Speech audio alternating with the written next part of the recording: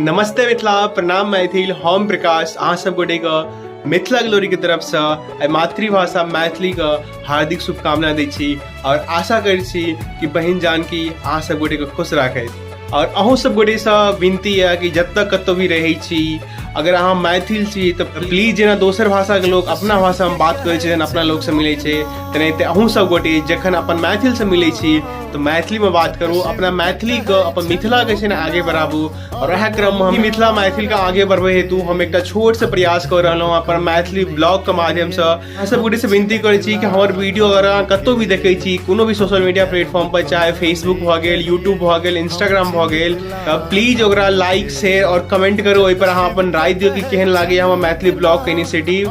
और अखन तक अगर अहाँ हमरा पेज के सब्सक्राइब नहीं केलहुँ हन तो प्लीज अहाँ सब गोटे से रिक्वेस्ट है कि हमर पेज के सब्सक्राइब और फॉलो करू। जय मिथिला, जय मैथिली, जय जानकी।